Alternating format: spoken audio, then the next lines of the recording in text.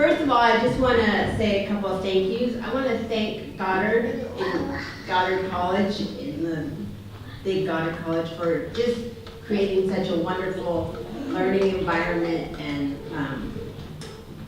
just a brilliant way of educating people and letting people educate themselves.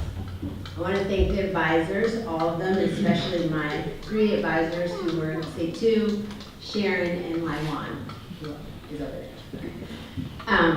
Thank you guys so much. The advice that they gave me, I still use, and I went back and read my packet. Just, it means so much. And then I want to thank the graduates who are so impressive and amazing. When I went to the presentations, I was just blown away because, you know, my graduating class was the tops. Right? And I was like, they can't really do me. But you did. You did us proud, and I'm going to report back to them. You guys did a great job. When I first got the word that I was to be the graduation speaker, I had like a huge mix of emotions. I was terrified, and I was a little bit suspicious, like, what, Oprah couldn't make it, so you call me second? And I was happy because I was coming anyway, so I had a free trip, so that was great. But mostly I was just really honored. I was really honored. I am honored that you guys invited me to be here. So I'm not going to give a typical graduation speech where you give advice to the graduates and tell them how to go into the world. Because, like, what can I give advice to Kay Erie about? I'm trying to be Kay Erie, so I can't do that. So instead, I'm just going to talk to you about what I've been thinking a lot about lately and just share what's been on my mind. So here we go. So what I've been thinking about lately is 2 birds, the ostrich and the vulture. So what I know about myself is that I cannot sustain outrage or anger. It's just not who I am. I prefer to go towards joy. But every day there's something that just makes me have like a full-blown rage. So I'm just trying to kind of figure out how to deal with that. You know, the truth is that I can't really, I want to look away, you know. I want to, you know, just not pay attention to those things that make me so angry. But I'm afraid that I will be thought of as a coward, and worse than that, I'm afraid that I will think of myself as a coward. But I just keep thinking that the thought that just keeps going through my head is that I want to bury my head in the sand. And so I started thinking about the ostrich. And I asked myself the question of why does the ostrich bury its head in the sand? Here's what I found out. The ostrich does not bury its head in the sand. And that's a myth, or it's really just a misconception. It turns out that ostriches, what they do is they make these holes in the ground, and they bury, you know, those large ostrich eggs, they bury them in those big holes.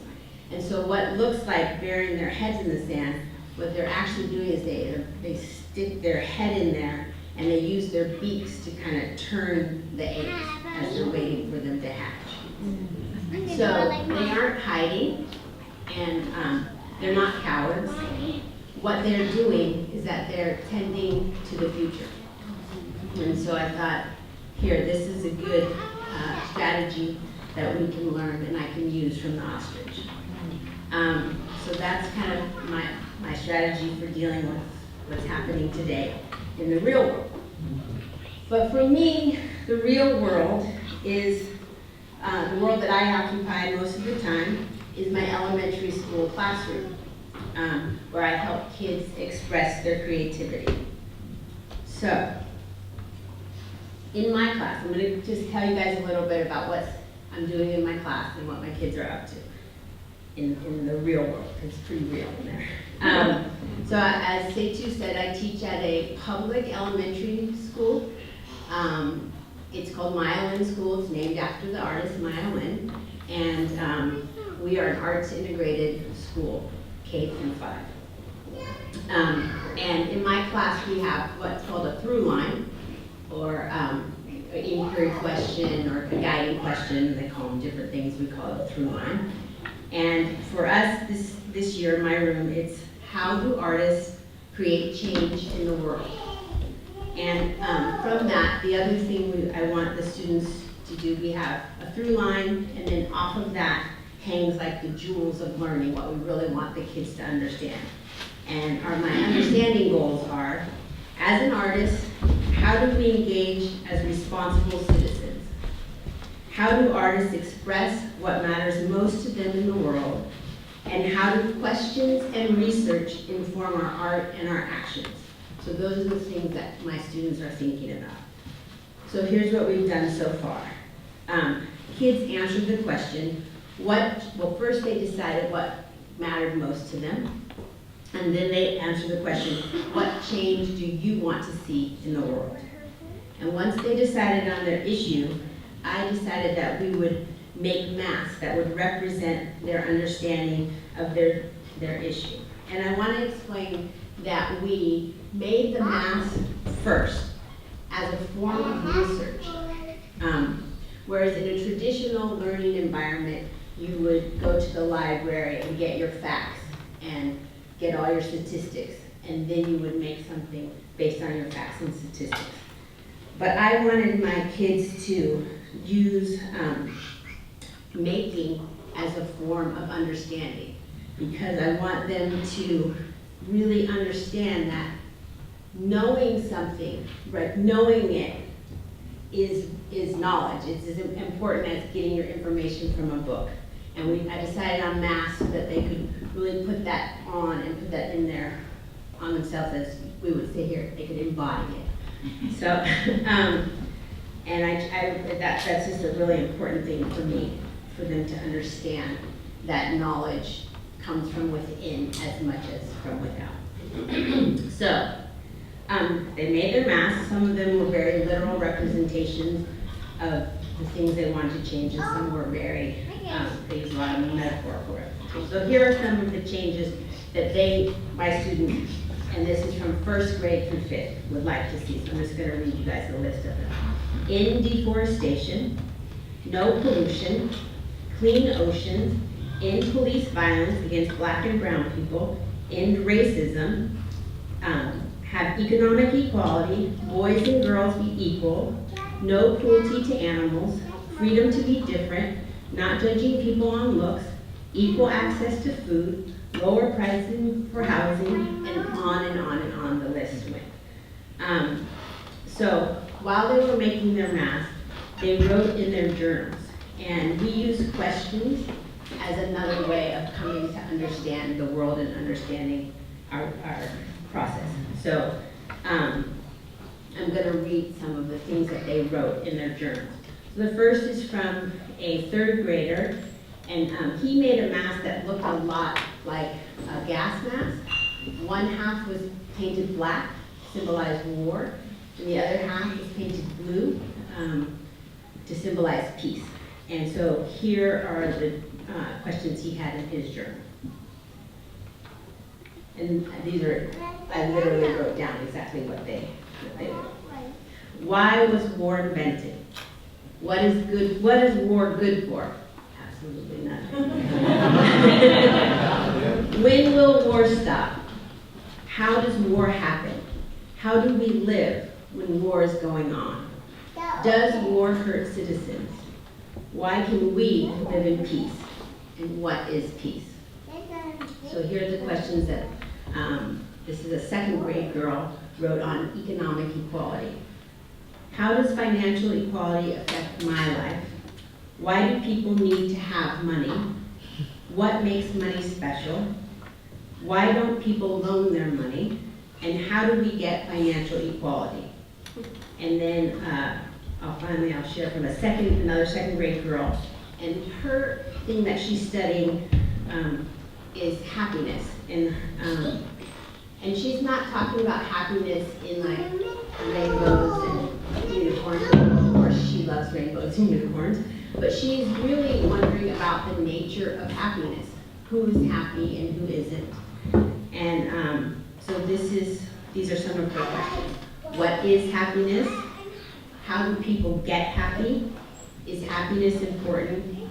And why is happiness important? So I feel very confident about my students and the questions that they're asking and the work that they're doing. But what I want my students to do ultimately is to envision the future.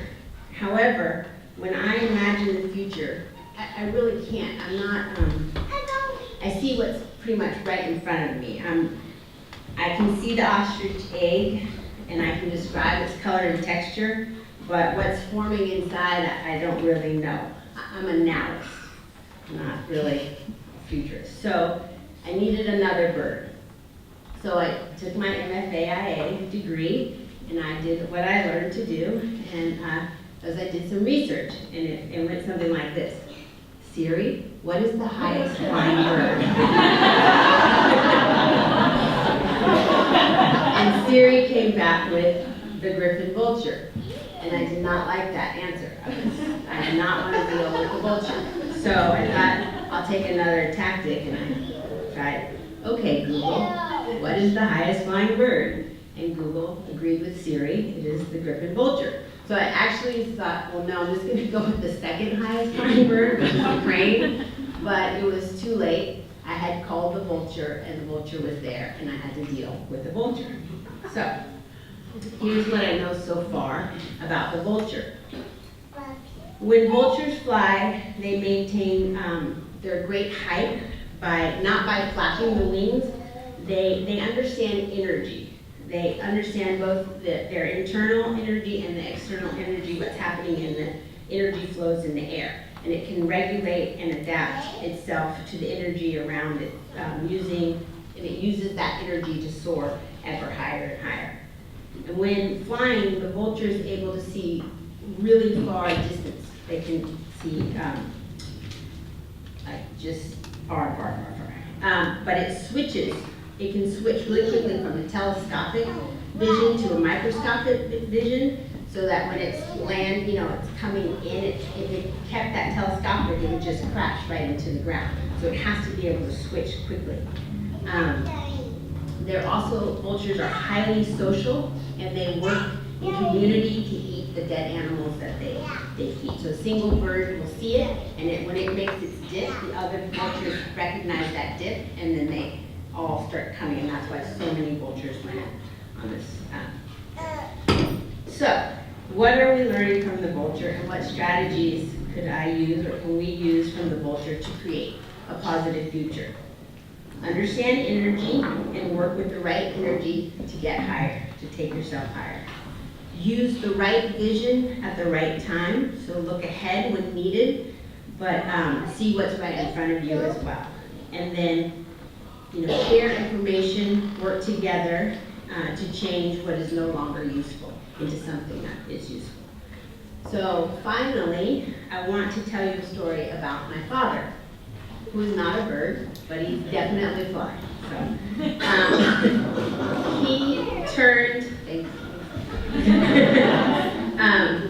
So he turned 85 last month, and we had a nice party for him. It was really nice. But he was born in 1932 in Atlanta, Georgia, during the Depression in the Deep South, Jim Crow era, segregation. So what optimism and what courage that my grandparents had to bring a black boy child into that world, right? They most certainly could not have imagined the life that he's lived. And there was no certainty. There was only hope and perseverance and creativity and hustle, right? And I wonder if they could have ever imagined me, their granddaughter, standing here, beautiful Pacific Northwest, telling you guys stories about strange birds. I don't think so, but yet, here we are. Okay? So, the question still remains, How do artists create change in the world? The ostrich and the vulture. Stick your head in the sand or fly high above it all. It doesn't matter. You are exactly where you need to be. You are doing exactly what you need to be doing.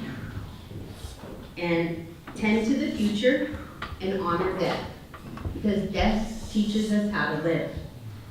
Find the balance between the light and the darkness.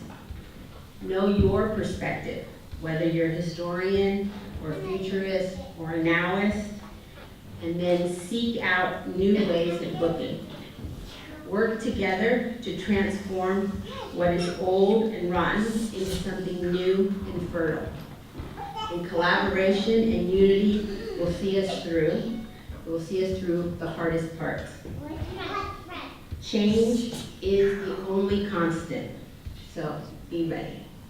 So, congratulations to class of 2017, and thank you so much for having me.